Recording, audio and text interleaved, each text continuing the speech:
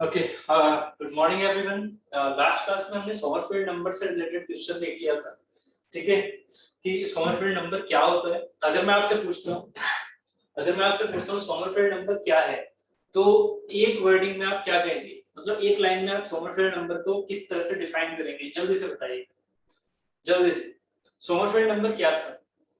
Sommerfeld number किसी भी bearing की वो कैरेक्टरिस्टिक्स नंबर है उसका, ठीक है, जिससे हम ये डिफाइन कर सकते हैं कि अगर हमारे पास एक ही बेयरिंग है और वो हमने अलग अलग जगह पर यूज भी किए, तो भी सॉमरफेल्ड नंबर क्या होने वाला है, उस पर्टिकुलर बेयरिंग का कांस्टेंट रहने वाला है। ठीक है, उस पर्टिकुलर बेयरिंग का सॉमरफेल्ड नंबर कांस्टेंट रहने वाला है। या फिर दो आइडेंटिकल बेयरिंग जिनका साइज शेप सब कुछ सेम है, तो आइडेंटिकल बेयरिंग का सॉमरफेल्ड नंबर क्या होता है, कांस्टेंट या अलग अलग? सॉमरफेल्ड नंबर बताइए जल्दी से, अलग अलग होता है या कांस्टेंट होता है फॉर द आइडेंटिकल बेयरिंग? जल्दी आंसर दीजिए। देखिए, जितना आप पार्टिसिपेट करेंगे उतनी ही जल्दी क्लास आगे चलेगी। ठीक है, तो प्लीज आंसर देते रहिए जो मैं पूछता हूँ। कांस्टेंट होता है, ठीक है, क्योंकि अगर दो आइडेंटिकल बेयरिंग है, आइडेंटिकल समझते हैं ना, बिल्कुल एक समान, तो अगर दो आइडेंटिकल बेयरिंग है, या तो वही बेयरिंग आपने दूसरी जगह यूज कर रखी है, या फिर बिल्कुल उसी की रेप्लिका आपने कहीं दूसरी बेयरिंग, मतलब कहीं दूसरी मशीन में लगा रखी है, तो दोनों आइडेंटिकल बेयरिंग का सॉमरफेल्ड नंबर हमेशा क्या होता है, कांस्टेंट, सेम होता है। ठीक है, उसी के बेसिस पर हम यहाँ पर ये क्वेश्चंस को सोल्व कर पाते हैं, उनके जो उसकी प्रेशर कैपेसिटी है उसके ऊपर, ठीक है, जो लोड लग रहा है उसके ऊपर, उसकी डायमेंशंस, ठीक है, उसकी क्लियरेंस, वो सारी चीजें हमारी उससे रिलेट करती हैं सॉमरफेल्ड नंबर से। सॉमरफेल्ड नंबर क्या था, Zn/P into dy का स्क्वायर। ठीक है, तो इसके बारे में हमने लास्ट क्लास में बात कर ली थी।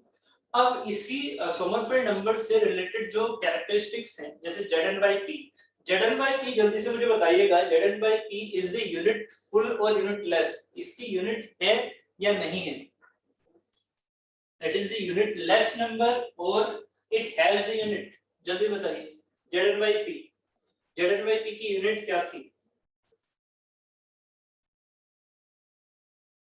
Zn/P की यूनिट क्या थी?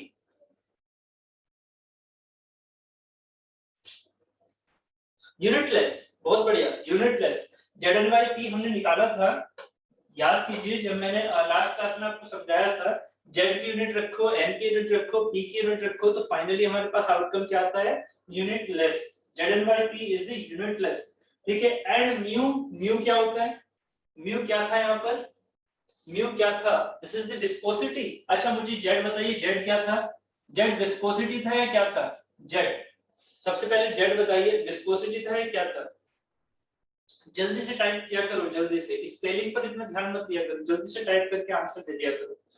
जेड विस्कोसिटी था, उस टर्म का सबसे पहला टर्म भी तो लिख सकते हो ना, है ना, बस ऐसे। ठीक है, तो विस्कोसिटी था, बिल्कुल जेड यहाँ विस्कोसिटी लिया था मैंने, ठीक है, जेड यहाँ विस्कोसिटी लिया था, जबकि जबकि म्यू था मेरा फ्रिक्शन कोएफिशिएंट, जबकि म्यू था मेरा फ्रिक्शन कोएफिशिएंट, याद है?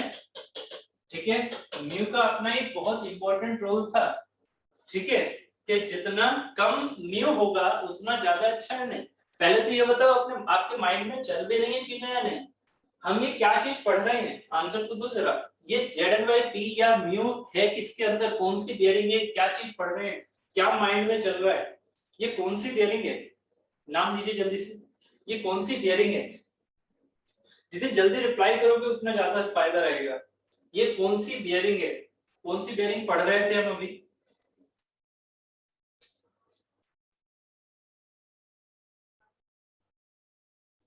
जल्दी से, कौन सी बियरिंग है? General bearing. जनरल बियरिंग, बहुत बढ़िया, ये क्या है, जनरल बियरिंग। और जनरल बियरिंग या जनरल बियरिंग में हम कौन सी बियरिंग की स्टडी करते हैं, बेसिकली हाइड्रोडायनामिक की। हाइड्रोस्टैटिक में क्या होता है, क्या वेजेस बनती है, नहीं, हम बात कर रहे होते हैं जनरली हाइड्रोडायनामिक की। ठीक है, हाइड्रोस्टैटिक कहां, जहां ज्यादा लोड बेयर करना है, वहां पर हम हाइड्रोस्टैटिक की बात कर रहे होते हैं। जो हम स्टडी कर रहे होते हैं जो हम स्टडी कर रहे होते हैं, that is the hydrodynamic study. ठीक है, वेरी गुड, हाइड्रोडायनामिक। ठीक भाई, सभी के रिप्लाई नहीं आ रहे हैं, ये गलत बात है, सभी रिप्लाई करो जल्दी से, सभी रिप्लाई क्या करो, ठीक है। तो हाइड्रोडायनामिक बेयरिंग के अंदर हमारे पास ZnY P हम देख रहे थे। हाइड्रोडायनामिक बेयरिंग याद है ना, यानी कि जनरल बेयरिंग याद है ना, ये चीज है ना, यहाँ पर ये लुब्रिकेशन था, ठीक है, ये लुब्रिकेशन था यहाँ पर, ठीक। तो ये जो जर्नल है, जर्नल को ही हम जनरली क्या बोलते थे, जर्नल होता था हमारा शाफ्ट का वो पार्ट जो कि बियरिंग की विड्थ के अंदर आता है, शाफ्ट का, पूरी शाफ्ट का वो पार्ट जो कि बियरिंग की विड्थ के बराबर कटा हुआ है अपने इमेजिनेशन में, दैट इज द जर्नल, ठीक है।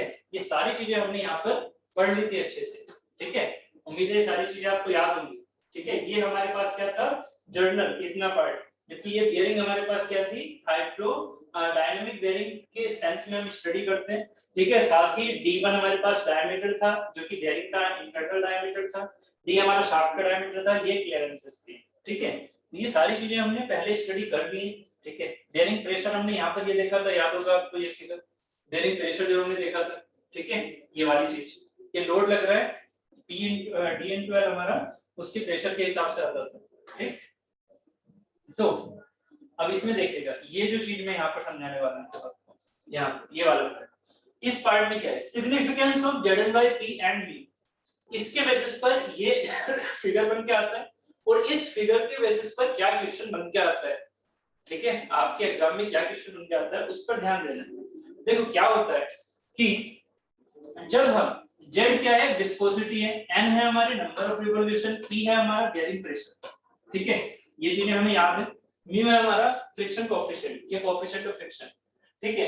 अब ये जो ग्राफ इस तरह से बन के आ रहा है इन दोनों के बीच का, इस ग्राफ में जरा सोचिएगा, अगर मैं स्पीड को बढ़ाता हूं, ठीक है, जनरल आपके माइंड में चल रहा है, आपने क्या किया, बेयरिंग की मतलब सॉरी शाफ्ट की स्पीड को बढ़ाना शुरू कर दिया, N बढ़ेगा तो ये वाला पार्ट इधर जाएगा, ZnY/P की वैल्यू बढ़ेगी, अगर हम N बढ़ाते हैं तो ZnY/P की वैल्यू बढ़ेगी। अब जरा दो पॉइंट ले लो, यहाँ से इस ग्राफ से क्या क्या चीजें निकल के आती हैं उसको ध्यान से समझिएगा।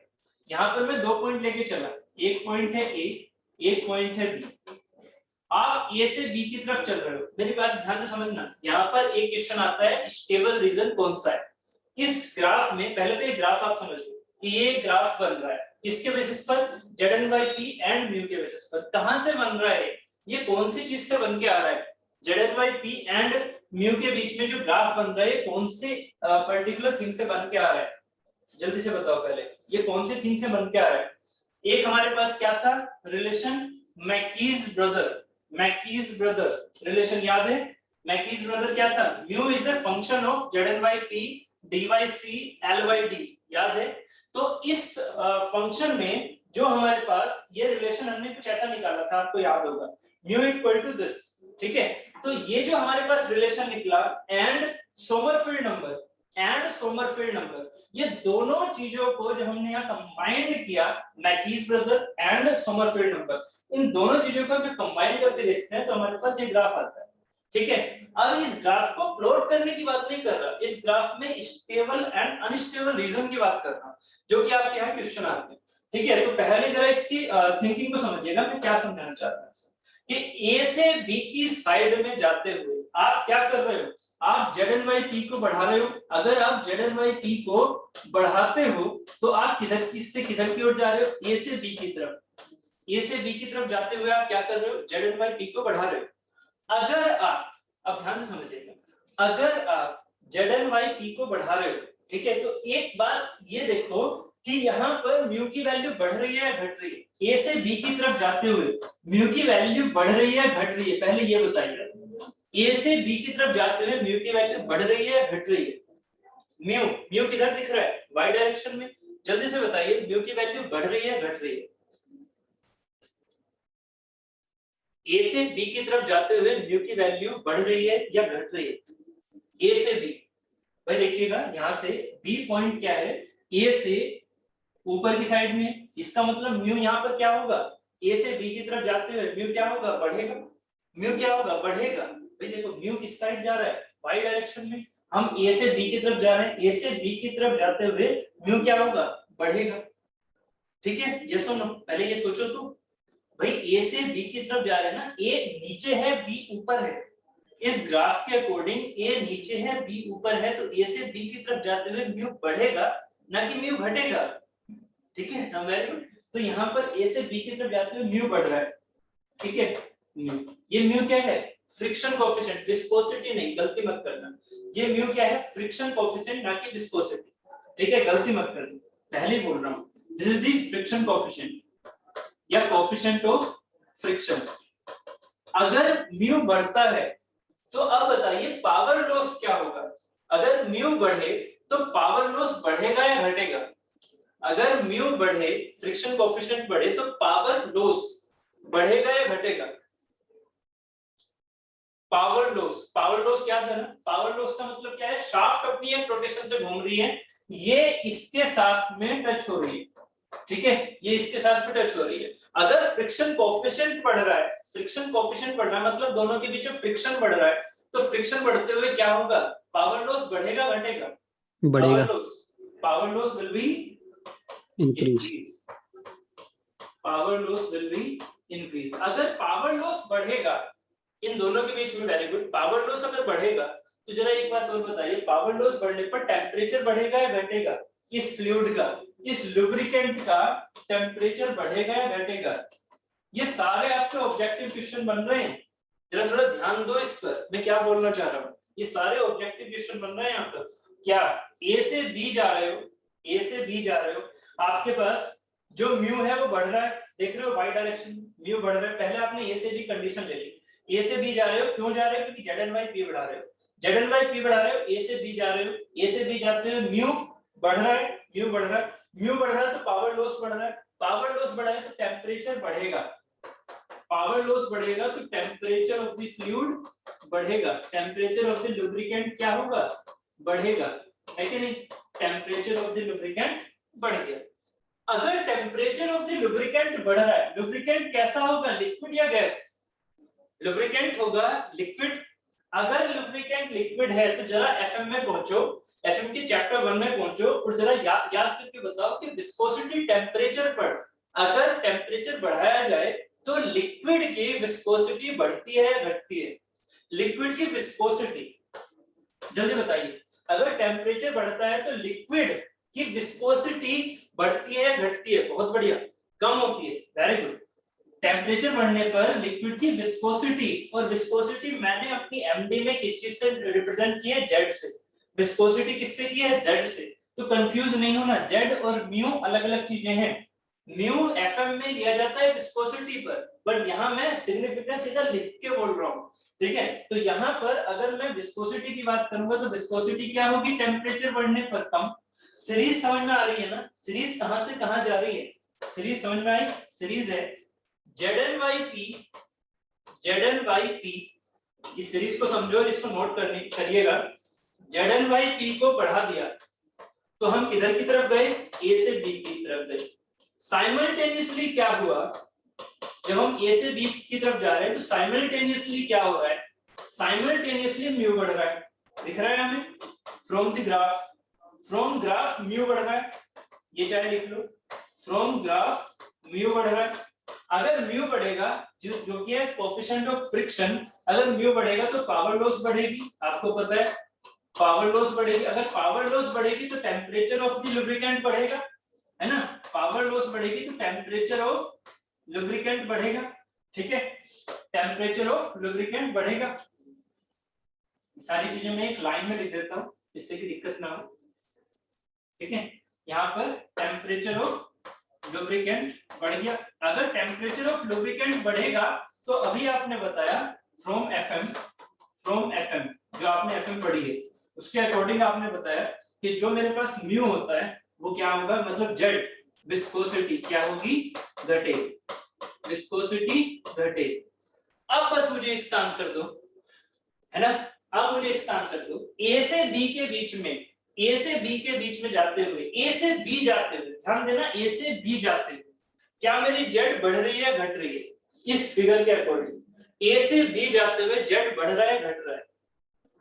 ए से बी जाते हुए ZnYP ये है तो जेड मेरा बढ़ रहा है घट रहा है? ए से बी जाते हुए। अभी यहाँ के हिसाब से बताओ, ग्राफ के हिसाब से, अभी उसके आउटकम पर मत पहुंचो, अभी इसके हिसाब से बताओ। ए से बी जाते हुए जेड क्या है, बढ़ रहा है घट रहा है? भाई जेड है ऊपर न्यूमरेटर में, इसका मतलब अगर ए से बी जाएंगे तो जेड बढ़ना चाहिए, है कि नहीं? ए से बी जाते हुए जेड बढ़ना चाहिए या नहीं? इस वाले फॉर्मूले से बताओ मुझे, इस वाले फॉर्मूले से जेड बढ़ना चाहिए, यस और नो? जल्दी से बोलो। ए से बी जाते हुए जेड बढ़ना चाहिए, ठीक है?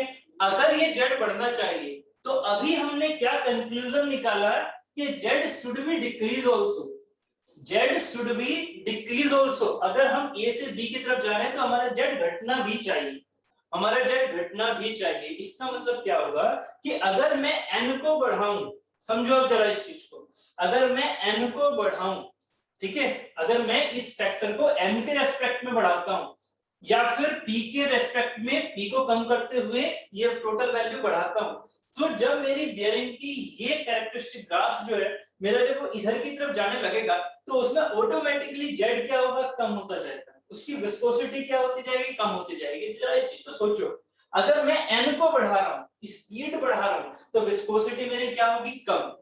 अगर मेरी n बढ़ती जाए तो विस्कोसिटी क्या होगी मेरी, कम।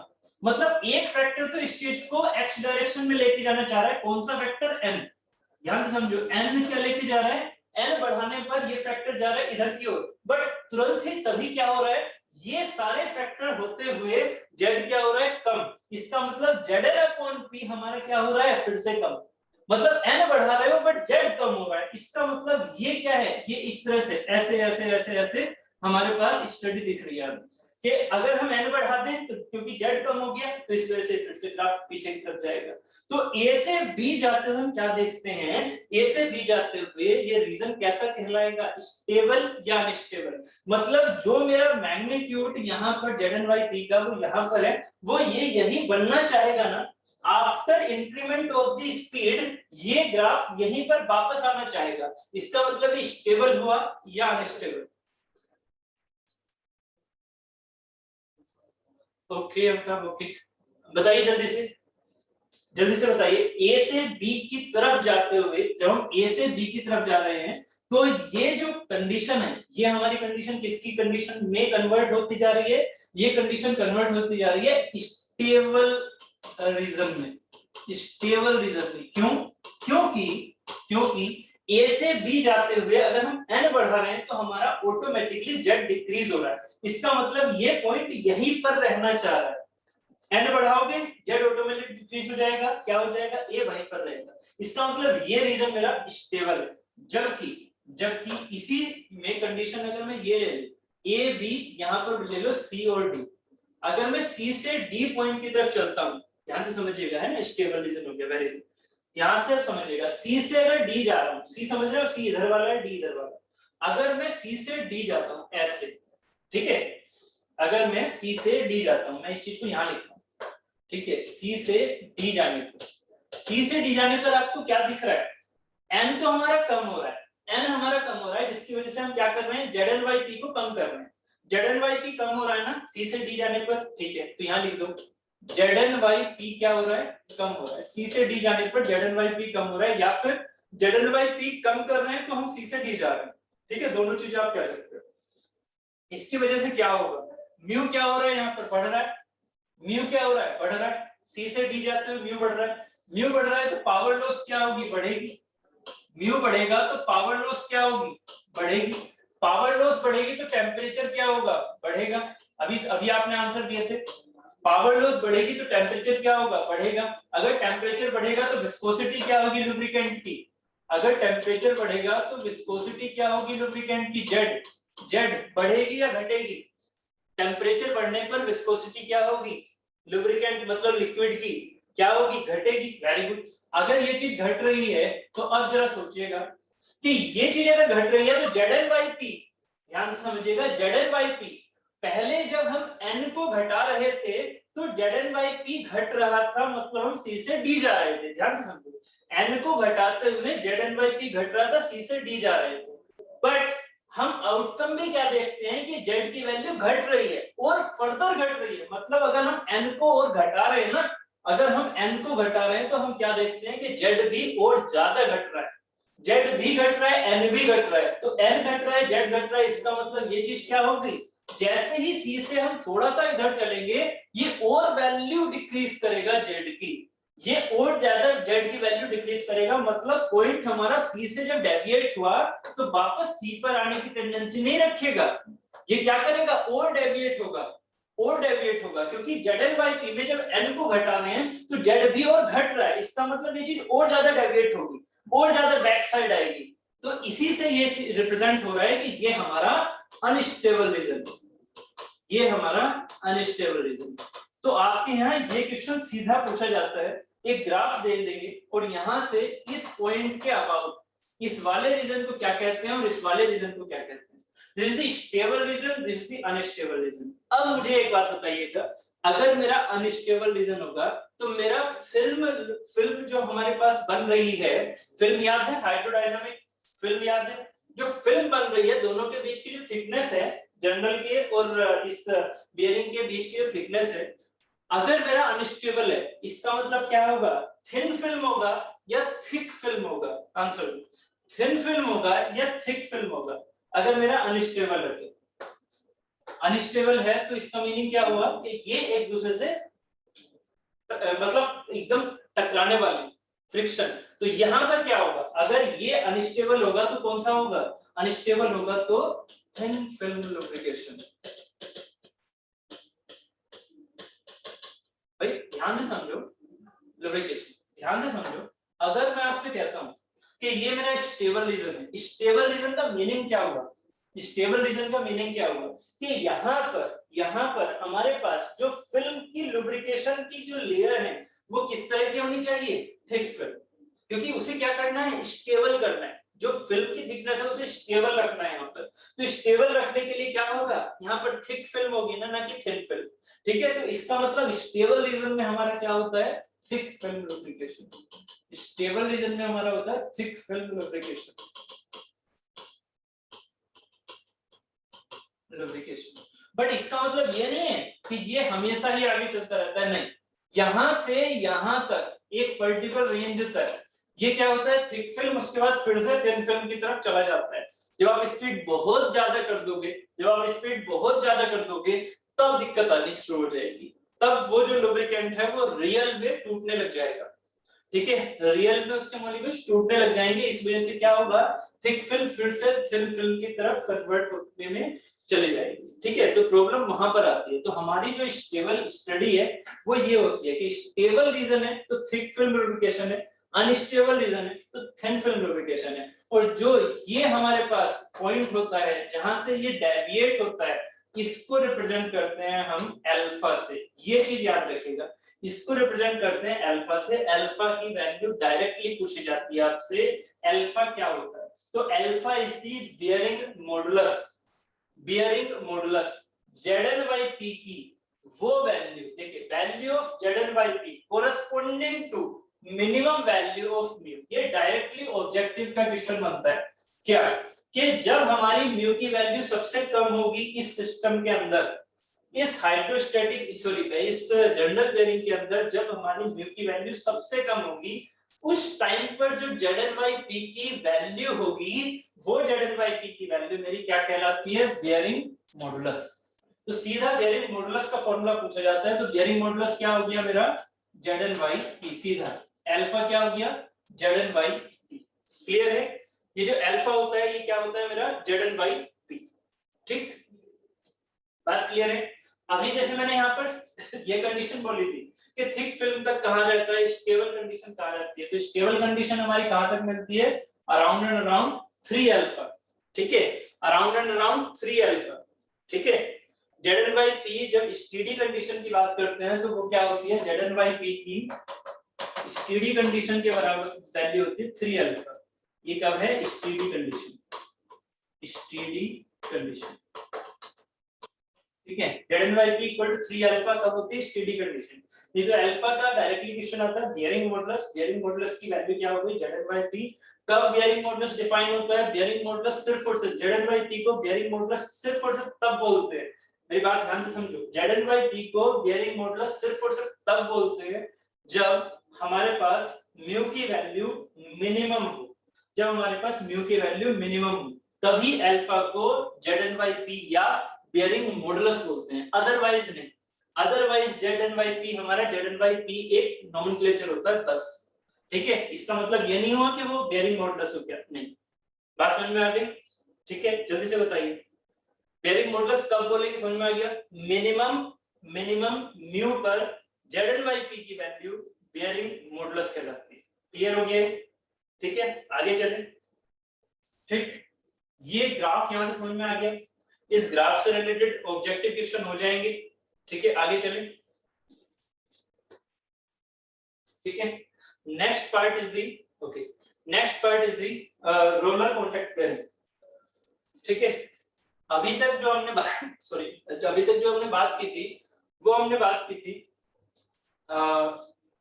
स्लाइडिंग और हाइड्रोडायनामिक या स्लाइडिंग कॉन्टैक्ट बेयरिंग या हाइड्रोडायनामिक और हाइड्रोस्टैटिक बेयरिंग या जनरल बेयरिंग। ठीक है, अब से हम बात करने वाले बेयरिंग के अंदर रोलिंग कॉन्टैक्ट बेयरिंग। ठीक है, जिसमें एलिमेंट क्या होगा, रोल कर रहा होगा। ठीक है, जैसे कि हमारा बॉल बेयरिंग हो गया और रोलर बेयरिंग हो गया। ये बॉल बेयरिंग क्या है, रोलर बेयरिंग क्या है, इनके फिगर्स मैं आपको फॉरवर्ड कर रहा हूं आपके ग्रुप में, व्हाट्सएप ग्रुप में। तो प्लीज व्हाट्सएप ग्रुप ऑन कर लीजिएगा, उसमें मैं इंडिविजुअल सबके फिगर भेज रहा हूं। ठीक है, इनकी जो एप्लीकेशन है वो आपकी क्वेश्चंस में रहती है, तो प्लीज एप्लीकेशन भी याद रखिएगा। एप्लीकेशन क्या, एप्लीकेशन इन द सेंस कि किसमें सॉरी किसमें एक्सियल फोर्स ज्यादा होती है, किसमें रेडियल फोर्स ज्यादा विद होल्ड कर सकता है। अब ये चीजें धीरे धीरे समझ में आ जाएगी। पहले है हमारी बॉल बेयरिंग। बॉल बेयरिंग क्या होती है? ठीक है, तो व्हाट्सएप खोलिए जल्दी से।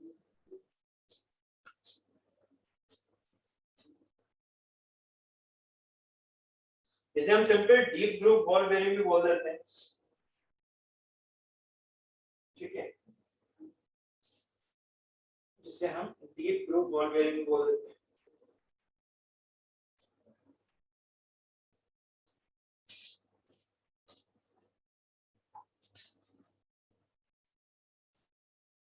ठीक है, ये हमारा डीप ग्रूव बॉल बेयरिंग भी बोल देते हैं। फिगर पहुंच गया आपके पास, देख लीजिए इसे प्लीज।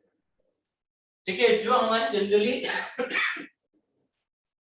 जनरली बाइसिकल्स में लगी होती हैं, वो हमारी कौन सी वाली बेयरिंग्स हैं जो कि रेडियल फोर्स को अच्छे से विदहोल्ड कर सके। जरा सोचिएगा, अगर मैं आपसे कहता हूं कि आपके पास ये एक बेयरिंग है ऐसे, ये एक बेयरिंग है ऐसे, ठीक है, इस बेयरिंग में लोड लगा रहे हैं हम ऊपर से ऐसे, शाफ्ट जा रही है, ये जा रही है ऐसे ऐसे, ये शाफ्ट जा रही है, इस शाफ्ट के थ्रू हम लोड लगा रहे हैं।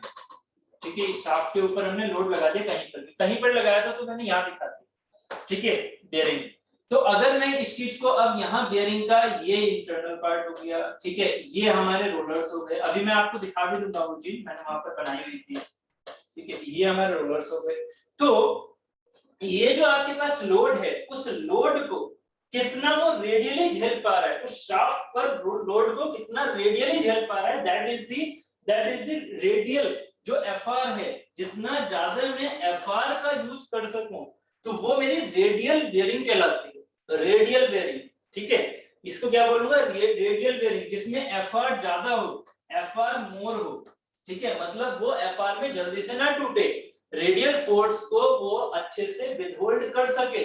ठीक है, अगर मैं आपसे कहता हूं एफ ए मतलब एक्सियल फोर्स, अगर मैं एक्सियल फोर्स को मोर कहता हूं, इसका मतलब वो क्या कहलाएगी मेरी एक्सियल बेयरिंग, मतलब वो एक्सियली बेयरिंग को एक्सियली लोड को विदहोल्ड कर सके। मतलब वो इस डायरेक्शन में, अगर मैंने इस शाफ्ट के बारे में सोचो, इसे मैं रेडियल और एक्सियल कब बोलूंगा, जरा ध्यान से समझना। मैं आपको अगर इसको मैं शाफ्ट को ऐसे खींचूं, है ना, शाफ्ट को मैं ऐसे खींचूं और ये बेयरिंग मेरे इस शाफ्ट को ऐसे खींचने को रोक सके। अभी इसको ऐसे समझो कि अगर मैं शाफ्ट को ऐसे खींचता हूं, इस डायरेक्शन में खींचता हूं, ये बेयरिंग मेरे शाफ्ट को ऐसे खींचने को रोक सके, तो ये बेयरिंग मेरी एक्सियल बेयरिंग कहलाएगी। बात समझ में आ गई? ये बेयरिंग मेरी एक्सियल बेयरिंग कहलाएगी। अगर मैं इस पर फोर्स ये लगाऊं ऐसे, ठीक है, इस पर फोर्स में रेडियल डायरेक्शन में लगाऊं, इस डायरेक्शन में, तो अगर ये रेडियल डायरेक्शन में, मेरा मतलब इधर की तरफ जाने को रोक सके ये बेयरिंग, एक्सियल में नहीं, रेडियल डायरेक्शन में जाने को रोक सके, तो उसको हम बोलते हैं रेडियल बेयरिंग। ठीक है। अब ये जो FR और FA है यही डिपेंड करता है कि उस बेयरिंग का नाम मैं क्या रखूं। वो मेरी FR अगर ज्यादा है FA से, मतलब FR मतलब रेडियल लोड बेयरिंग करने की कैपेसिटी मेरी ज्यादा है एक्सियल लोड बेयरिंग करने से, तो मैं उस बेयरिंग को कहूंगा रेडियल बेयरिंग।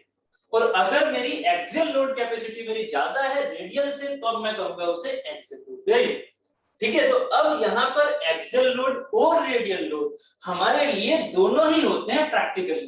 प्रैक्टिकली ऐसा तो होता नहीं है ना भाई सिर्फ और सिर्फ रेडियल लग रहा है ना। प्रैक्टिकली तो डायनेमिक लोड लगते हैं, इसका मतलब एक्सियल लोड भी हो सकता है। तो इसीलिए हम कोशिश करते हैं हमेशा सिंगल रो और double row, basically double row angular contact bearing को लेके चलने की, जिसमें हर चीज हमारी एक साथ आ जाती है।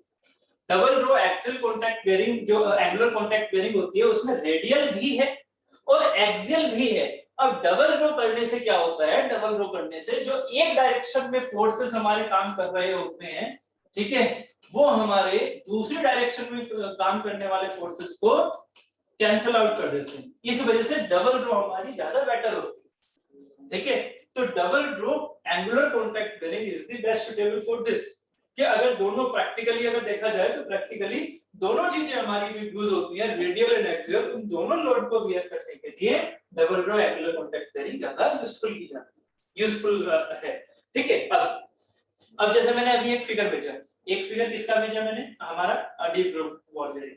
ठीक है, ये तो हो गया सिंपल। ठीक। अब अगर मैं बात करूं यहाँ पर एंगुलर कॉन्टैक्ट बेयरिंग को, तो एंगुलर कॉन्टैक्ट बेयरिंग भी देख लो। ठीक है, एंगुलर कॉन्टैक्ट बेयरिंग पहले देख लो, angular ball bearing, angular ball bearing. ठीक है, एक एक करके फिगर भेज रहा हूं जिससे कि यहां से आपको क्लियर रहे। एंगुलर बॉल बेयरिंग ये रहा। अब इसका जो 2D डायग्राम देखो, 3D डायग्राम शायद आपको बिल्कुल पुराने जैसा ही लगे, बट 2D डायग्राम में आपको क्लियर हो जाएगा। 2D डायग्राम में आपको ये चीज दिख रही है क्या, कि एक फिगर ऐसे बना हुआ है एंगुलर कॉन्टैक्ट बेयरिंग में। एक फिगर कैसा बना हुआ है, ये ऐसे ऐसे, ये चीज है। और ऐसे ही यहाँ पर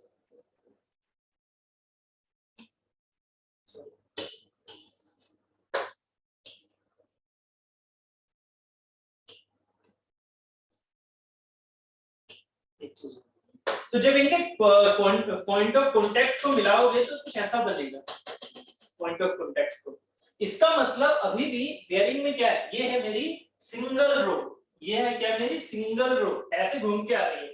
3D आप फिगर में देख सकते हो, ये है मेरी single row angular contact bearing. Angular contact bearing क्यों, क्योंकि ये चीज एंगुलर है।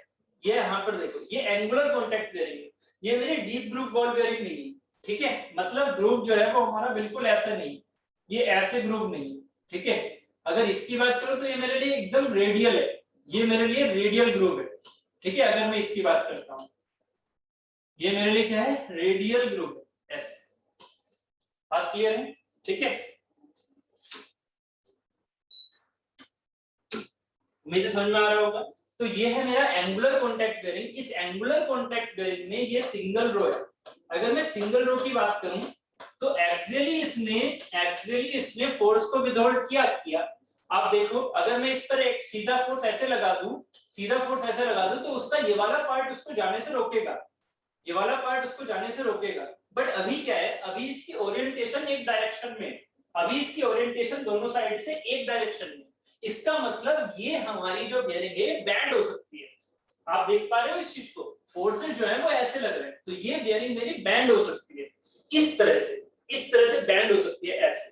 ठीक है, तो ये जो सेंस आ रहा है, इस चीज को कैंसिल आउट करने के लिए हम क्या यूज करते हैं, double row angular contact bearing. अब इसी फिगर को अगर मैं एक रो और बना दूं इसके बिल्कुल अपोजिट, है ना, इस तरह से, इसके बिल्कुल अपोजिट ऐसे, उम्मीद है शायद समझ में आ जाए। इसको बिल्कुल हमने अपोजिट ये ग्रुप बना,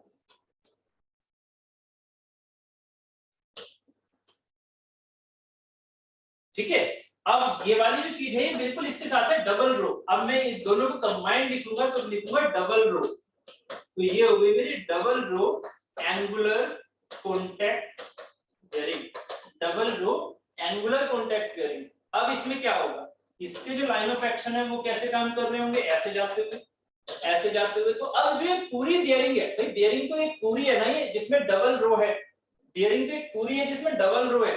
तो इन डबल रो में एक बैंड इधर की ओर होना चाह रहा है, एक बैंड ऐसे होना चाह रहा है, तो दोनों के बैंडिंग एक दूसरे को कैंसिल करेंगे, इस वजह से ये जो बियरिंग है ये हमारे लिए बेस्ट सुटेबल होती है। बात क्लियर हो गई? उम्मीद है समझ में आ गया होगा। जल्दी से बताइए ये चीज क्लियर हुई या नहीं?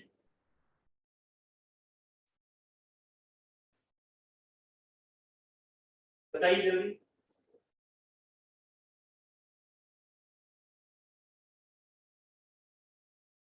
ठीक है, इसका फिगर आपको देखना है तो इसका फिगर भी आप देख सकते हैं, देख लो।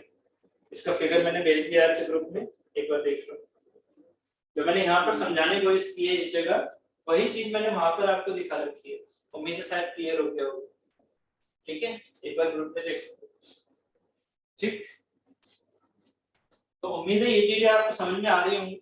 ये जो सिंगल थ्रस्ट बियरिंग है, अभी इसको थोड़ा सा रोक देना, क्योंकि यहाँ पर जो होता है, यहाँ पर F A axial thrust, thrust का मतलब होता है एक्सियल बियरिंग, तो एक्सियल थ्रस्ट यहाँ पर बहुत ज्यादा होती है एफ आर से। मतलब एक्सियल थ्रस्ट बियरिंग जो होती है वो रेडियल के काम के लिए यूज ही नहीं की जाती। हम कोशिश ये रखते हैं कि सिर्फ एक्सियल लोड लग रहा हो बियरिंग पर, तब हम कौन सी यूज करते हैं, ये थ्रस्ट बियरिंग। बट ये थ्रस्ट बियरिंग कैसे काम करती है रोलर में? ठीक है, तो रोलर में किस तरह से, मतलब रोलिंग कॉन्टैक्ट बियरिंग में वो कैसे काम करती है, उसका मैं फिगर आपको भेजता हूँ। ठीक है, यहाँ पर single row angular contact bearing में एक्सियल, ये थोड़ा सा यहाँ ये चीज, ये रॉन्ग इंटरप्रिटेशन है। Fr upon Fa is less than 1, मतलब एंगुलर कॉन्टैक्ट बियरिंग में एक्सियल फोर्स ज्यादा विदहोल्ड किया जाता है as compare to radial. Radial सबसे ज्यादा किसमें किया जाता है, डीप ग्रूव कॉर्ड में। यहाँ पर Fr is more than Fa, यहाँ पर Fr is more than Fa। ये जो मैं नोटेशन लिख रहा हूँ ये प्लीज उतार लीजिए। Fr is greater then Fa किसमें होता है, डीप ग्रूव में। सिंगल थ्रस्ट में Fa बहुत ज्यादा होता है Fr से, और ये क्या है, ये हमारा एक बेस्ट अरेंजमेंट है ये वाला। जबकि single row angular contact bearing का ये क्या हो गया, Fa is greater than Fr, मतलब Fr upon Fa is less than 1। ये थोड़ा यहाँ गलत लिखा हुआ था, इसको सही कर दीजिए। ठीक है, अब ये जो चीज मैंने यहाँ समझा दी है, यही चीज यहाँ सिमिलर है। ठीक है, ये क्या हुआ, roller contact, roller bearings, roller bearings में जो रोलर्स होते हैं, ठीक है, इसमें क्या है, इसमें बॉल्स होती हैं, इसमें क्या है, रोलर्स हैं। इनके फिगर्स देख लीजिए जल्दी से। ठीक है, इनके फिगर्स में भेज देता हूँ रोलर्स का। तो पहले सबसे पहले रेडियल जो सिलेंड्रिकल रोलर बेयरिंग है उसको देख लो, सिंपल। ठीक,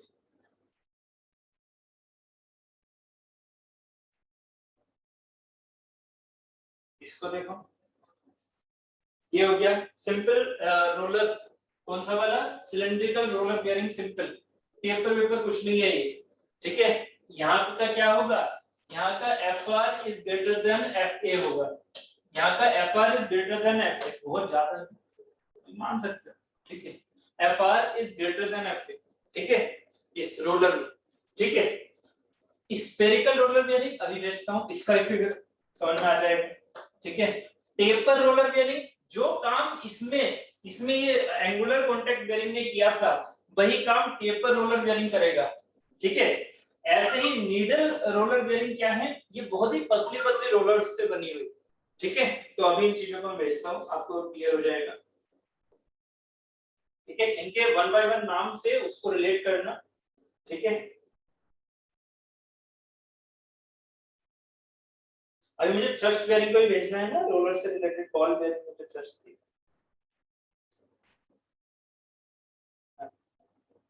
टेपर्ड रोलर बेयरिंग को देखो, this is the figure for the tapered roller bearing, ये देखिएगा।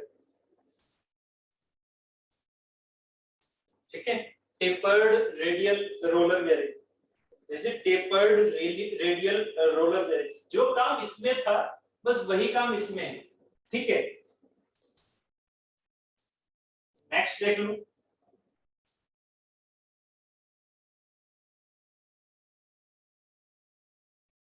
अगर मैं डबल, ये डबल रो का था, अब मैं सिंगल रो का भी भेज देता हूँ टेपर रोलर बेयरिंग। मैंने डबल रो का पहले भेज दिया। ठीक है, मैं पहले सिंगल रो का भेजना था, तो पहले चलिए सिंगल रो का देख लो। ठीक है, ये सिंगल रो हो गया और वो जो फिगर भेजा था वो डबल रो का हो गया।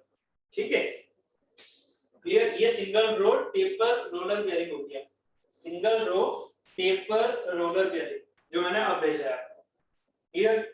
उसके बाद नाम भी उसमें लिखे हुए हैं। ठीक है, उसके बाद जो मैं थ्रस्ट बेयरिंग का मैं भेजना चाह रहा था उसका और भेज देता हूं। थ्रस्ट में एक सेकंड,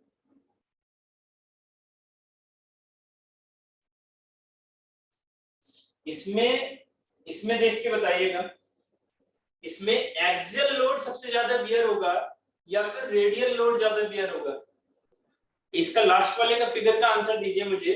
जो थ्रस्ट रोलर बियरिंग है, समझ रहे हो, थ्रस्ट रोलर बियरिंग या फिर थ्रस्ट बॉल बियरिंग जिसे बोलते हैं, तो उसमें आप जरा सोचो, उस फिगर को देखो और अपने माइंड में जरा लेके आओ इस चीज को। ये प्लेट टाइप का है, ऐसे ना, ऐसे एक प्लेट टाइप का, उसमें जो अरेंजमेंट है उसको फील करो और फिर सोचो कि वो एक्सियली रोक रहा है या रेडियली लोड को रोक रहा है। जल्दी से सोच के देखो उसमें, वो एक्सियली लोड को रोक रहा है या रेडियल लोड को रोक रहा है। ठीक है, जितना ज्यादा हम एक्सियल फोर्स लगाएंगे वो रोकेगा। मतलब रोकने का सेंस क्या हुआ कि हमारी शाफ्ट फ्रीली घूमती रहे, उस पर एक्सियल लोड लग रहा हो, शाफ्ट ये लग रही, इस शाफ्ट पर मैं एक्सियल लोड लगाता रहूं, ठीक है, फिर भी इसका रोटेशन ना रुके। और भाई ग्रेविटी है तो रोकना भी पड़ेगा इसे नीचे जाने से, तो नीचे जाने से रोकने के लिए आप बीच में क्या लेके आ गए? बॉल्स, बीच में लेके आ गए बॉल्स। अब इन बॉल्स की बेसिस पर आप यहाँ पर ये देख रहे हैं कि ये जो है नीचे जाने से तो रोक रहे हो, मतलब इसको एक्सियली मूवमेंट होने से तो रोक रहे हो, बट इसके रोटेशन को नहीं रोक रहे हो। तो रोटेशन होना ही तो बेयरिंग्स का फायदा है कि बेयरिंग्स क्या करें? रोटेशन होने दें। बेयरिंग्स रोटेशन होने देंगी, बट उनके मूवमेंट को एक्सियल डायरेक्शन में और रेडियल डायरेक्शन में उनके मूवमेंट को रोके, वो काम होता है बेयरिंग्स का। मैंने बताया था फिक्स्ड एलिमेंट जो कि दूसरे स्लाइडिंग या रोलिंग एलिमेंट को होने दे, बट वो अपने आप के अपनी हेल्प से उसके वेट को विथहोल्ड कर सके, उस पर लगने वाली फोर्स को विथहोल्ड कर सके, वो मेरा बेयरिंग कहलाता है। तो यहाँ इस बेयरिंग में क्या होगा? एक्सियल मूवमेंट रुक रहा है, जबकि इसका रोटेशन नहीं रोक रहे, ना ही इसमें रोक रहे हैं रोटेशन, ना ही इसमें रोक रहे हैं रोटेशन, ना ही इसमें रोक रहे हैं रोटेशन। रोटेशन नहीं रोक रहे, लोड को रोक रहे हैं। ठीक है, लोड कौन सा रोक पा रहे हैं? वो चीज है मेरी एफ आर और एफ ए, वो चीज है मेरी एफ आर और एफ ए। तो यहाँ पर क्या है? एफ ए भी क्या होगा इसमें थ्रस्ट बेयरिंग में? एफ ए क्या होगा? ज्यादा होगा एफ आर से। ठीक है, बहुत बढ़िया निर्देश। एक्सियल क्या होगा? ज्यादा होगा। ठीक है, बहुत बढ़िया। ठीक है, तो उम्मीद है आपको ये चीज समझ में आ गई है। जल्दी से मुझे बता दीजिए, ये सारी जो यहाँ पर चार्ट मैंने सब बनाई हुई है, ये चीज समझ में आ गई है? यस और नो? ये छोटे छोटे जो फिगर्स हैं इनको मैंने आपको भेज दिया जिससे कि आपको थोड़ा सा विजुअलाइजेशन हो जाए। क्लियर हो गया? आगे चलें। ठीक, ठीक है, तो यहाँ मैंने कुछ उनकी जो वैल्यूज हैं वो भी लिख रखी हैं आगे। ठीक है, क्योंकि पर्टिकुलर पहले मैं वही दिखा देता हूँ। ये रहा, देखिएगा जो मैंने आपसे वहां पर समझाया कि एक्सियल लोड को ज्यादा विथहोल्ड करेगी, रेडियल लोड को ज्यादा विथहोल्ड करेगी, तो प्लीज ये नाम याद रखिएगा, ये नाम याद रखिएगा जो इनके यूजर्स हैं, ये चार्ट याद रखिएगा हमेशा। ठीक है, बियरिंग से अगर एप्लीकेशन बेस पर फॉर्मूला वो क्वेश्चन आ जाता है ऑब्जेक्टिव, तो यहां से सीधा आप यूज कर सकते हैं। तो ये वाली चीज है क्या? Single row angular contact bearing किसके लिए यूज की जाएगी? एक्सियल के लिए, जबकि मॉडरेट रेडियल के लिए। ठीक है, डबल रो एक्सियल के लिए। ठीक है, बिल्कुल। और उसके बाद में जो हमारे पास बेंडिंग है वो भी रुक जाएगी। सिंगल थ्रस्ट किसके लिए? एक्सियल लोड के लिए। ठीक, डीप ग्रूव रेडियल के लिए ज्यादा। ठीक, self aligning ball bearing very less friction होता है इसमें, इसका जो पर्टिकुलर नाम है वो क्या है? सेल्फ अलाइनिंग बॉल बेयरिंग, जिसमें क्या होता है? Very less friction. ठीक है, इसीलिए ये हमारी बहुत ज्यादा यूज की जाती है। जो हमारी डीप ग्रूव बॉल बेयरिंग है उसी के सेंस में हमारी सेल्फ अलाइनिंग बॉल बेयरिंग होती है, but self aligning ball bearing जो है वो बेसिकली आपकी लेस फ्रिक्शन के लिए यूज की जाती है। लेस फ्रिक्शन, बहुत ही कम फ्रिक्शन होता है इसमें। ठीक है, क्लियर? Cylindrical roller bearing. ठीक है, बिल्कुल। अब ये चीज तो तुम्हारी ऊपर वाली नहीं, ठीक है, बस उनका अब ये रोलर बेयरिंग के नाम से हो जाएंगे। ठीक है, चलिए ये एप्लीकेशन प्लीज याद रखिएगा। अब हम चलते हैं अपने इसके नोमेनक्लेचर पर। अब रोलर बेयरिंग का नोमेनक्लेचर देख लेते हैं। ठीक है, जैसे हमने जनरल बेयरिंग का नोमेनक्लेचर देखा था, ऐसे ही रोलर बेयरिंग का नोमेनक्लेचर देखिएगा। ये फिगर है किसका? रोलर बेयरिंग का।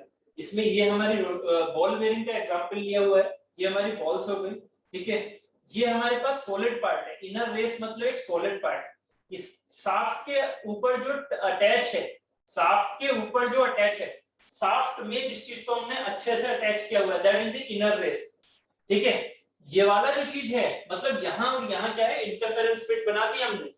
यहाँ और यहाँ क्या कर दी, इंटरफेरेंस फिट बना दी। मतलब एक बेयरिंग देखिए साइकिल की, उस साइकिल की बेयरिंग का जो इनर डाया होता है, जो होल दिखता है आपको, ठीक है, वो चीज इसमें अच्छे से फिट कर दो, शाफ्ट को फिट कर दी। ठीक है, अब क्या करो, ये जो चीज दिख रही है ये क्या है आपके लिए, सॉलिड है, this is the inner race, ये आपके लिए सॉलिड है। अब ऑटोमेटिकली क्योंकि ये बॉल बेयरिंग है, तो ये जो शाफ्ट घूमेगी ये यहां से घूमेगी ऐसे करके, ये जो शाफ्ट घूमेगी ये यहां से ऐसे घूमेगी, शाफ्ट घूमेगी तो ये घूमेगा, समझ रहे हो, शाफ्ट घूमेगी तो इनर रेस घूमेगा। इनर रेस घूम रहा है क्योंकि यहाँ बॉल्स बेयरिंग है, यानी कि बॉल्स है यहाँ पर या रोलर्स है यहाँ पर। इस वजह से क्या होगा, इस वजह से क्या होगा कि रोलर्स घूमेंगे, अपना रोटेशन करेंगे। ठीक है, अपना रोटेशन करेंगे, रिलेटिव मोशन होगा इसके और इसके बीच में, समझ रहे हो, रिलेटिव मोशन होगा इसके और इसके बीच में। जबकि ये वाला पार्ट कहां से अटैच कर रखा है, ये वाला पार्ट कहां से अटैच कर रखा है, जिसे आप आउटर रेस बोल रहे हो, ये आउटर रेस कहां से अटैच कर रखा है, ये अटैच कर रखा है आपने फिक्स सपोर्ट से, ये कर रखा है फिक्स सपोर्ट से अटैच। ठीक है, तो जो मेरा आउटर रेस है वो नहीं घूमेगा, घूमेगा क्या मेरा इनर रेस, घूमेगा क्या बॉल्स। ठीक है, और जो हमारा आउटर रेस है वो क्या रहेगा, फिक्स। ठीक, उम्मीद है ये चीज क्लियर हो रही होगी यहाँ से। ठीक है, यहाँ उसी को मैंने 2D सामने से दिखाया था। ठीक है, ये हो गया इसका हमारा साइड व्यू, ये हो गया फ्रंट व्यू। जो हमारे पास बॉडी है, वो शाफ्ट है, वो ऐसे दिख रही है। ठीक है, तो इसमें जो इनर रेस है वो व्हाइट से दिखा रखा है, देखो ये हमारी बॉल्स हो गई जो ऐसे आ रही होंगी। ठीक है, बहुत सारी बॉल्स, ये है केज। ठीक है, ये हमारा हो गया आउटर रेस, ये हो गई बेयरिंग की विड्थ। ठीक है, ये हो गया आउटर डाया, ये हो गया इनर डाया, ठीक सॉरी बॉल डाया, और ये हो गया मेरा इसका शाफ्ट का डाया। ठीक है, ये चीज समझ में आ गई। अब इसी के नोमेनक्लेचर को और अच्छे समझ लेते हैं, क्या क्या चीजें हम यूज करते हैं।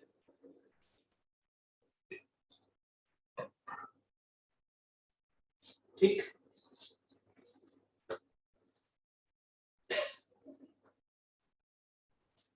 ठीक है, यहाँ पर ये जो मैंने यहाँ दिखाया हुआ था, इस फिगर को मैंने यहाँ दिखाया हुआ है फिर से।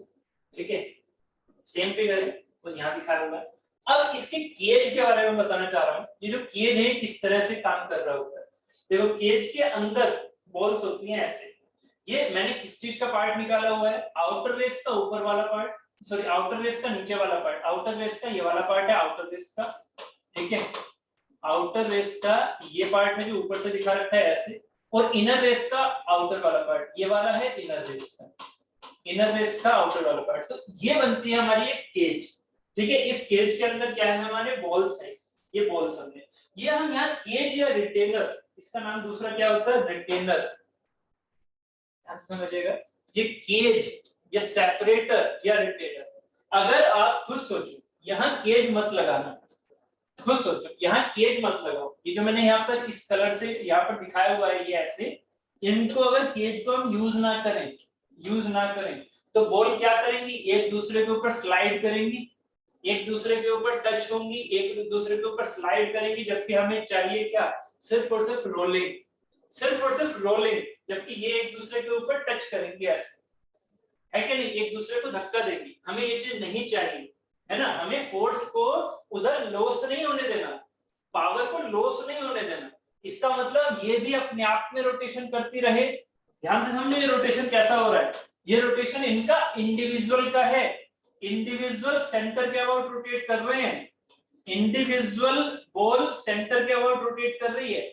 इनके रोटेशन को फ्रीली रोटेशन कब कह सकते हैं हम, जब इसकी सरफेस इस वाली सरफेस से टच ना हो, जब ये सरफेस इस वाली सरफेस से टच ना हो, इसकी दुनिया अलग हो, इसकी दुनिया अलग हो, अगर इन दोनों की दुनिया अलग है और ये आपस में अपने आप में रोटेट कर रही हैं अपने सेंटर के अबाउट, ठीक है, तो इसका मीनिंग क्या होगा, यहां से हम इस चीज को साफ कह सकते हैं कि ये सिर्फ और सिर्फ हम अगर केज यूज करेंगे तभी ये चीज पॉसिबल है।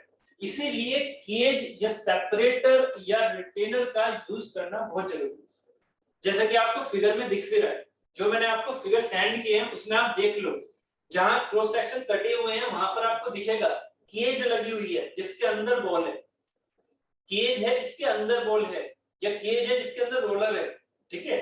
तो ये जो है cage is used to hold the rolling element together and to space the rolling element evenly around the periphery of the shaft, ठीक है, बात क्लियर है। Function of cage to prevent clustering of the rolling element, मतलब एक दूसरे से टकराना वो रोक सके। To separate adjacent rolling element, separate क्यों, जिससे इनका मोशन इजीली हो सके अपने आप में, ठीक है। To maintain the relative angular position between adjacent rolling element, ठीक है, बात क्लियर है। ठीक, ये हो गया केज या सेपरेटर का फंक्शन।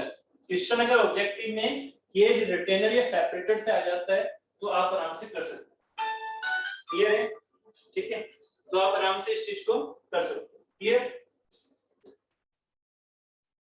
ठीक है, इसके बारे में बात हो गई थी, ठीक है। Next, parameter, parameter used in selection of the series of an AFP, ठीक है। एंटी फ्रिक्शन बेयरिंग, इनको हम क्या बोलते हैं, मैंने आपको चैप्टर की स्टार्टिंग में समझाया था, इसका नाम क्या होता है, एंटी फ्रिक्शन बेयरिंग, क्योंकि इनमें फ्रिक्शन क्या होता है, बहुत ही रेयर होता है। तो जब एंटी फ्रिक्शन बेयरिंग की बात करेंगे तो हम कहते हैं बॉल बेयरिंग और रोलर बेयरिंग को ही एंटी फ्रिक्शन बेयरिंग, जो फ्रिक्शन बहुत ही कम होता है, ठीक है। तो और ये किसके लिए यूज होती है, लो लोड के लिए, लो लोड के लिए, ठीक है, ये हम यूज करते हैं, ठीक है। अब यहाँ पर कुछ पैरामीटर्स होते हैं, parameter used in the selection of the series of an AFP, ठीक।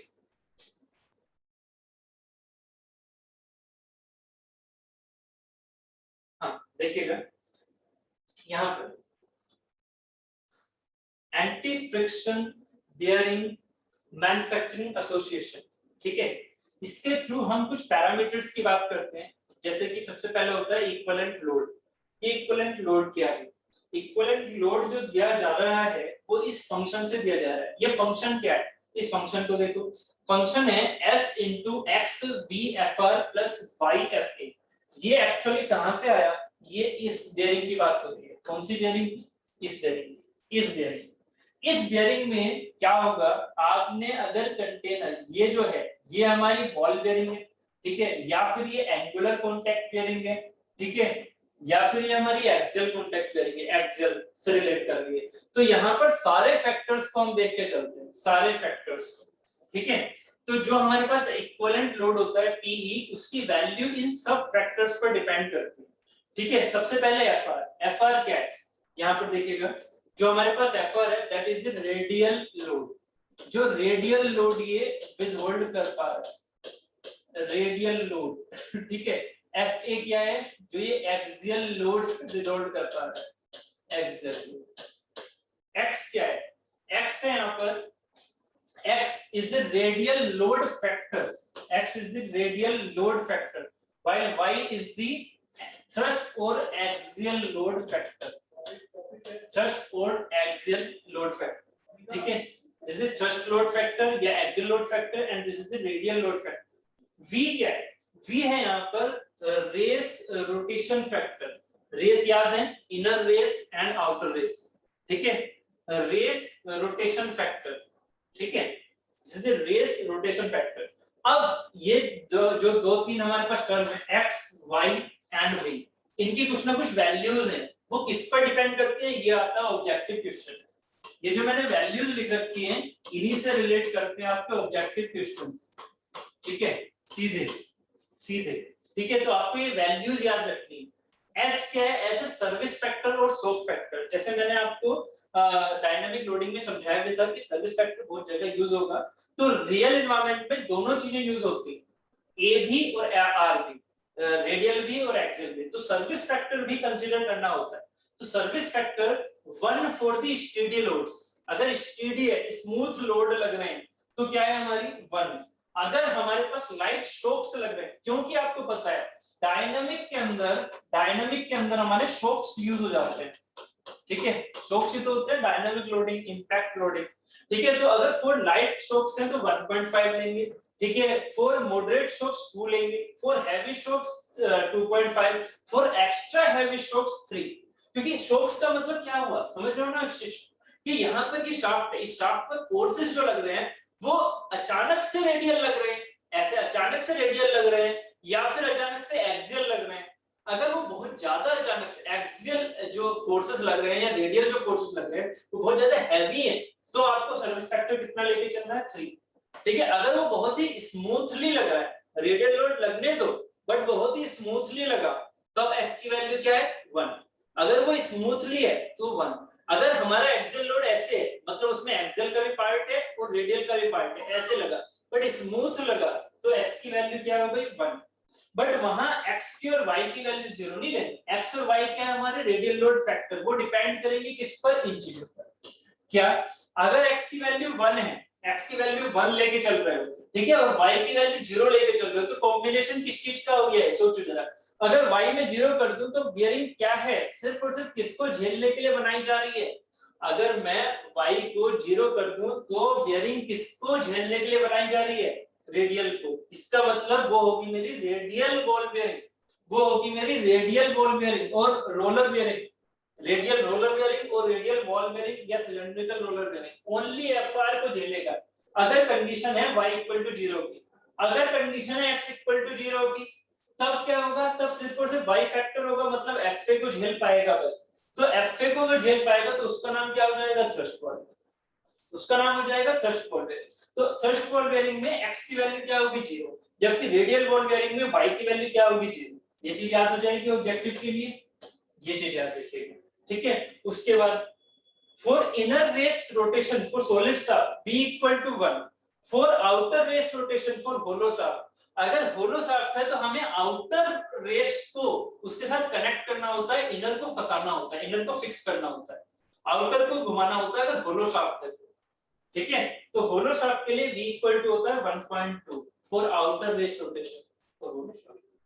क्लियर है, this is the p equivalent load. Equivalent load क्या है, इक्विवेलेंट लोड समझ रहे हो कि सिर्फ और सिर्फ एक्सियल लोड ही ना होना, बियरिंग जितने लोड को झेल पाए, बियरिंग जितने लोड को झेल रही है, कौन से लोड को, चाहे वो एक्सियल है चाहे वो रेडियल है, टोटल लोड जितना वो झेल रही है that is the equivalent load, that is the equivalent load. वो सिर्फ और सिर्फ रेडियल नहीं है, वो एक्सियल भी है, और उनका जो समेशन है वो ऐसे किया जाता है, समझ रहे हो, उनका समेशन ऐसे किया जाता है, फैक्टर्स पर डिपेंड करता है, ठीक है। तो ये उम्मीद है समझ में आ गया होगा, ठीक है।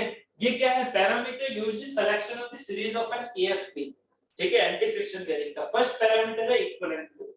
आगे चले इसी इक्विवेलेंट लोड को हम इस फॉर्मूले से भी देखते हैं। ये फॉर्मूला प्लीज याद रखना, कभी-कभी ये फॉर्मूला भी आपसे डायरेक्टली पूछा जा सकता है, ये वाली चीज।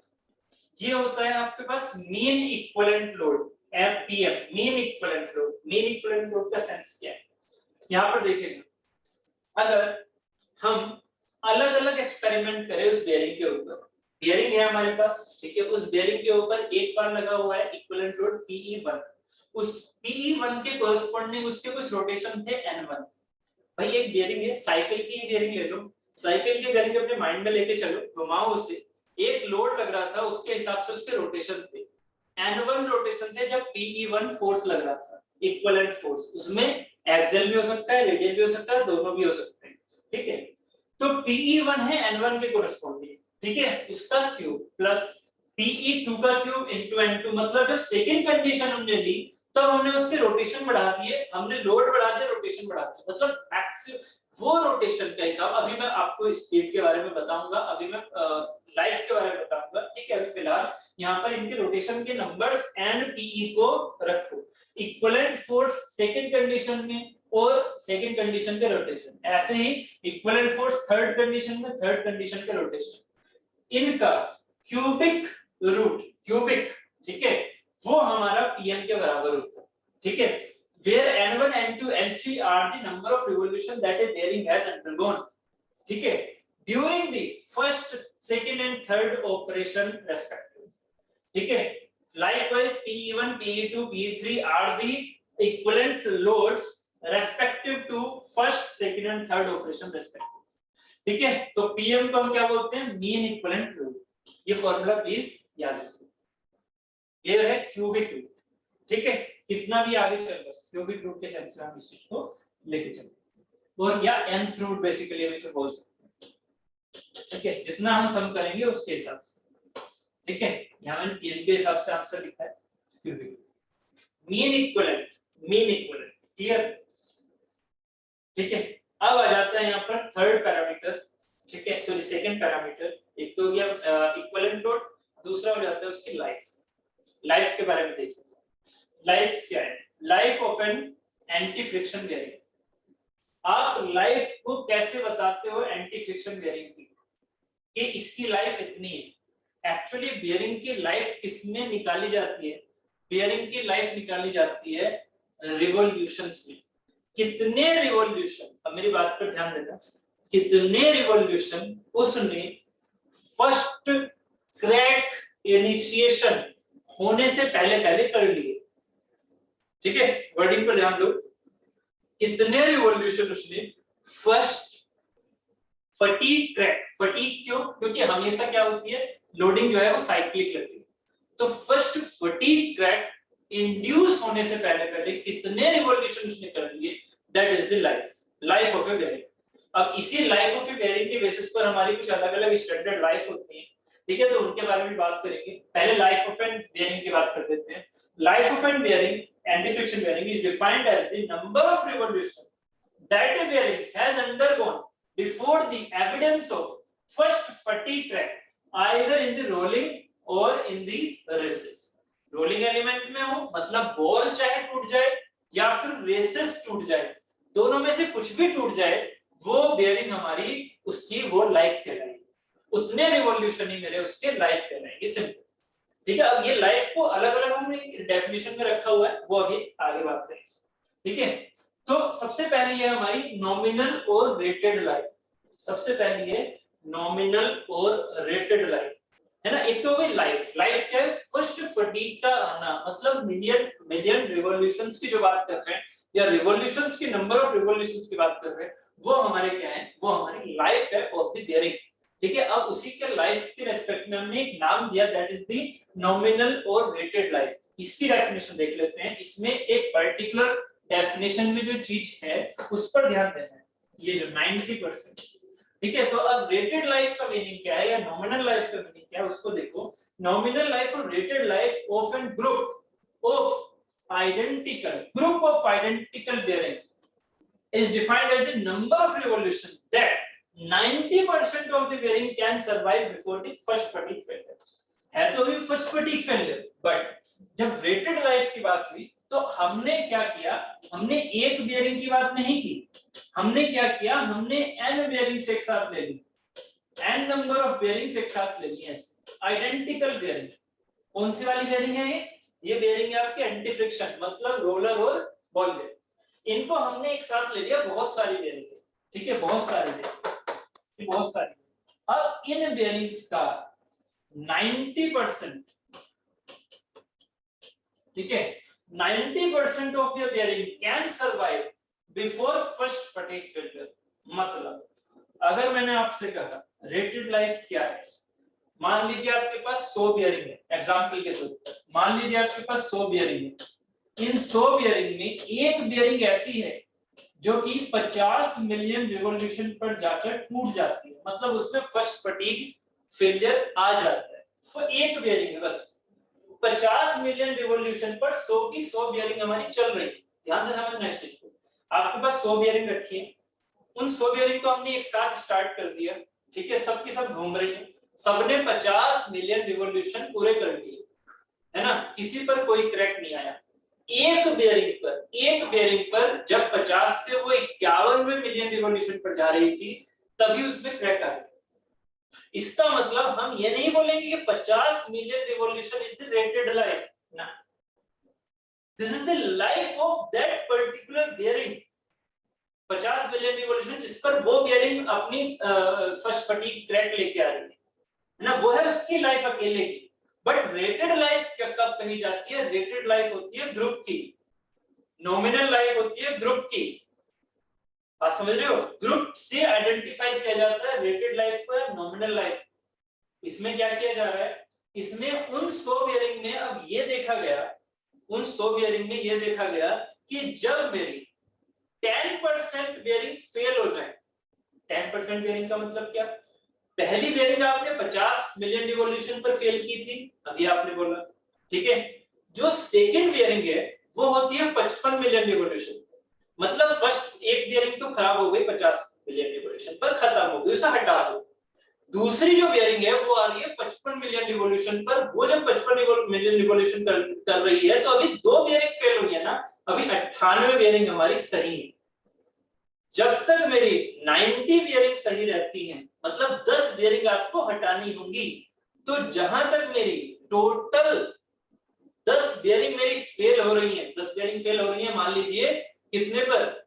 मान लीजिए 90 मिलियन रिवॉल्यूशन पर। मतलब 90 मिलियन रिवॉल्यूशन जब मैंने देखे तो मेरी 10वीं बियरिंग फेल हो गई। तो 10वीं बियरिंग फेल हो गई 90 मिलियन रिवॉल्यूशन पर, तो मेरी रेटेड लाइफ क्या होगी? मेरी रेटेड लाइफ क्या होगी? 90 मिलियन रिवॉल्यूशन, ना कि 50 मिलियन रिवॉल्यूशन। क्यों? क्योंकि 50 मिलियन रिवॉल्यूशन हमारा क्या होता है? 50 मिलियन रिवॉल्यूशन है उस अकेली एक बियरिंग की लाइफ, जबकि इसकी रेटेड और नॉमिनल लाइफ क्या कहलाएगी उस ग्रुप की? वो कहलाएगी जब उसमें 90% सही रहे, 10% का फेलियर हो जाए, 10% का फेलियर हो जाए, तो उस लाइफ को हम क्या बोलते हैं? हमारी रेटेड और nominal life of the AFP, anti friction bearing. ठीक है, जल्दी से बताइए क्लियर हुआ है नहीं? ये कॉन्सेप्ट समझ में आया है नहीं? Rated life and nominal life वाला कॉन्सेप्ट क्लियर हुआ?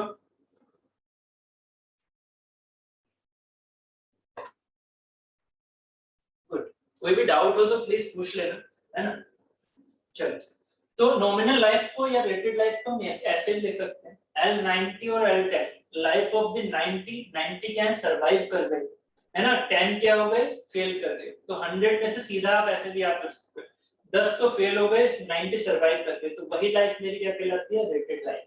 ठीक है, तो मैंने ये एग्जांपल लिखा हुआ है, इससे आप समझ सकते हैं, जो समझाया उसी एग्जांपल को मैंने यहाँ लिखा हुआ है। एक कोई बेयरिंग है मेरे पास, उसमें 100 बेयरिंग है, उनकी L90 क्या दे रखी? 100 mr। तो इसका मतलब क्या हुआ? Out of this 100 bearings 90 bearing क्या होंगी? 100 mr। 90 bearing run of minimum of 100 mr, है ना, without any crack of failure. उसमें से जो 10 बेयरिंग है वही तो 100 mr तक फेल हो गई, बाकी तो अभी सरवाइव कर रही है ना, बाकी तो अभी चल रही है ना। तो इसीलिए 90 बेयरिंग की लाइफ क्या है? ग्रेटर देन 100 mr, जबकि 10 बेयरिंग की लाइफ 100 mr से कम होगी, क्योंकि जैसे ही 10वीं बेयरिंग मेरी, जैसे ही मेरे पास 100 mr पर 10वीं बेयरिंग टूटी, वैसे ही मैंने उसे रेटेड लाइफ हो गया। क्लियर? ठीक है, ऐसे ही हमारी होती है एवरेज लाइफ। एवरेज लाइफ क्या होती है? L50। L50 probability of the survival equal to probability of the failure. Average है मतलब 50, जब 50% मेरी बियरिंग फेल हो जाए, जब 50% बियरिंग में मेरी क्या आ जाए? फर्स्ट क्रैक आ चुका हो, तो उस लाइफ को मैं क्या बोलता हूं? Average life. ठीक है, तो L50 है ना इक्वल टू 5L90। इसकी वैल्यू आप आराम से निकाल सकते हैं इस कंडीशन से, क्या? Life at any reliability other than 90% of the reliability. ठीक है, 90% रिलायबिलिटी से अदर देन 90% रिलायबिलिटी, क्योंकि 90 को हमने क्या माना हुआ है? एक रेफरेंस। कौन सा रेफरेंस है वो? वो रेफरेंस है ये वाला, नॉमिनल और रेटेड लाइफ। तो यहाँ पर एक फॉर्मूला है जो आप याद रखेंगे, L/L90। 90 क्या है? हमारी rated life. L90 equal to ln 1/r/ln 1 to the power 1.17। अगर मैं यहाँ पर कहता हूँ मुझे एवरेज लाइफ में वैल्यू चाहिए, तो L50/L90 कर दूंगा इस फॉर्मूले में, इक्वल टू क्या करूंगा? ln 1/r मतलब 1/50%, मतलब क्या हो गया? 1/50%। ठीक है, 1/50% डिवाइडेड बाई ln ये क्या हो गया 1/90%, ठीक है, की पावर 1/2, सॉरी 1/1.17। इसको अगर सॉल्व करोगे ना तो आपको ये आंसर मिलेगा। आप अगर इसे सॉल्व करोगे तो इसकी वैल्यू टोटल की निकल के कितनी आएगी 5, इसकी वैल्यू निकल के आएगी 5, तो L50 इक्वल टू हो जाएगा 5 टाइम्स ऑफ L90, ठीक है। एवरेज लाइफ क्या होती है समझ रहे हो, एवरेज लाइफ जो होती है वो 5 गुना होती है रेटेड लाइफ के, एवरेज लाइफ होती है 5 गुना रेटेड लाइफ की। आपने रेटेड लाइफ निकाल रखी है तो आप एवरेज लाइफ बता सकते हो कि बेयरिंग का 50% लोड जो है वो खराब हो जाएगा 5 गुने टाइम के बाद, ठीक है, 5 गुने रिवॉल्यूशन के बाद में वो खराब हो जाएगा। बात क्लियर हो गई, यहां तक समझ में आ गया। जो हमारा लास्ट पार्ट है, ठीक है, that is the basic dynamic capacity, basic dynamic capacity, ठीक है। ये हमारा पार्ट हो गया कौन सा, थर्ड पार्ट, ठीक है। First is the equivalent load, second is the life and third is the dynamic capacity, ठीक है। अब बेसिक डायनामिक कैपेसिटी ये क्या है, ये सिंपल हम एक डेफिनेशन से देख सकते हैं। अभी हमने क्या देखा था L90, L90 क्या था, L90 हमारे लिए क्या था, L90 is the rated life और नॉमिनल लाइफ ऑफ दैट 10% जो फेलियर हो चुका है उनकी पर्टिकुलर लाइफ, ठीक है, वो हमारी रेटेड लाइफ थी जिसे हमने L90 बोला, ठीक है। तो L90 equal to C by PE और PM, ये हमने समझा हुआ है। PE और PM क्या था, PE और PM क्या था, इक्विवेलेंट लोड या फिर मीन इक्विवेलेंट लोड, ठीक है।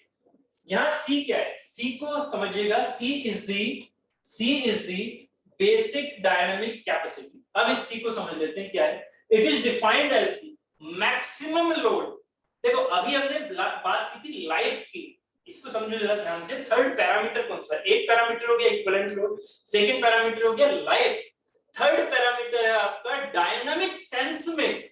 इस चीज को समझो, डायनामिक सेंस में जब हम लोड कितना हम उस पर लगा दें कि उस पर फर्स्ट क्रैक आना शुरू हो जाए, डायनामिक सेंस में बेयरिंग के ऊपर कितना लोड लगा दें कि बेयरिंग वो फर्स्ट क्रैक आना उस पर शुरू हो जाए, that load is called as the basic dynamic capacity of that particular bearing, basic dynamic capacity of that particular bearing, ठीक है। तो ये चीज आप समझिएगा कि यहाँ पर हम अगर इसे ग्रुप वाइज समझें, ठीक है, अगर हम उसे ग्रुप वाइज समझें, ग्रुप कैसे समझा था आपने हमने रेटेड लाइफ के साथ।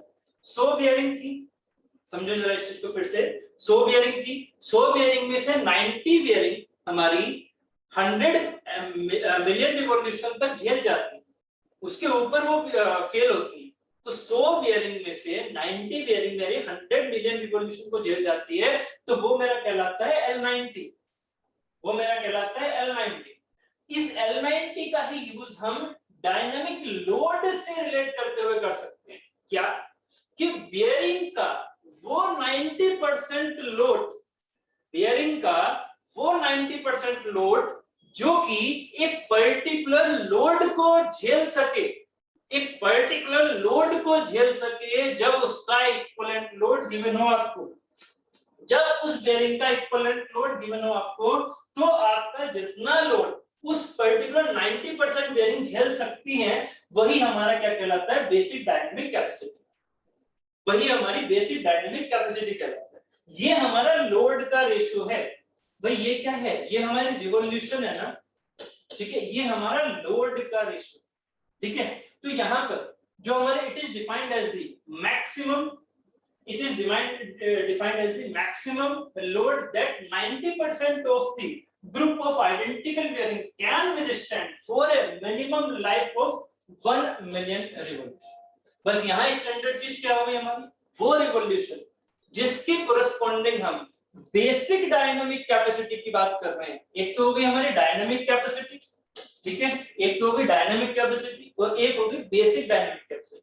तो बेसिक डायनामिक कैपेसिटी जो है या डायनामिक कैपेसिटी जो है, जिसको हम यहाँ पर सेंस को लेके चल रहे हैं, ठीक है, सी को ही लेके चल रहे हैं, वो किसके स्टैंडर्ड के ऊपर ली जा रही है, 1 मिलियन रिवॉल्यूशन, 1 मिलियन रिवॉल्यूशन। जैसे ही 1 मिलियन रिवॉल्यूशन उस बेयरिंग में आते हैं, मतलब उस ग्रुप के लोड में हम 1 मिलियन रिवॉल्यूशन लेके चल रहे हैं, तो 1 मिलियन रिवॉल्यूशन तक हमारे 90 बेयरिंग सरवाइव कर जाए।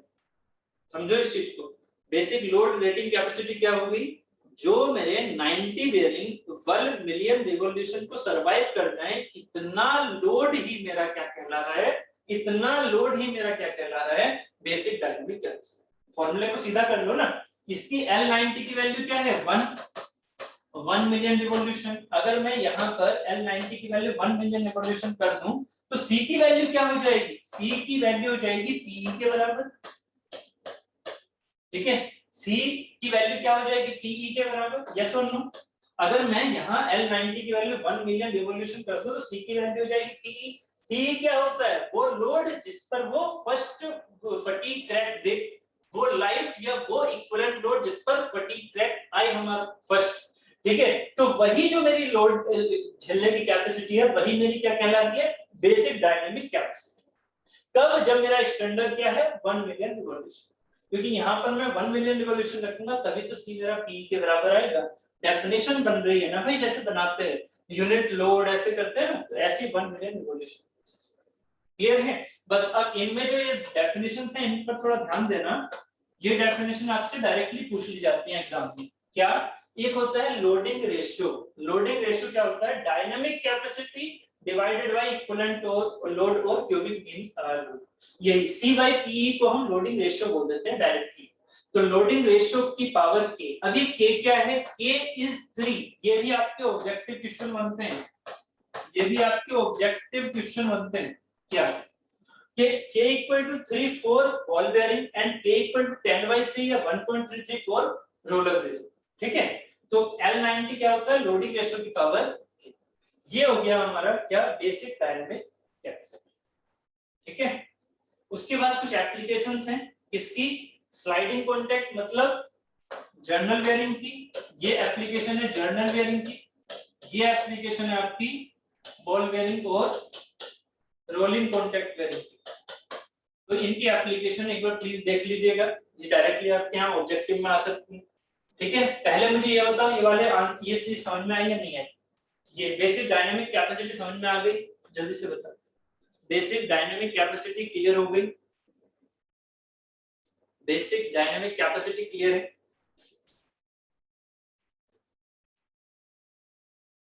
ठीक है, ओके, ठीक, तो ठीक है, तो उसके बाद ये एप्लीकेशन है।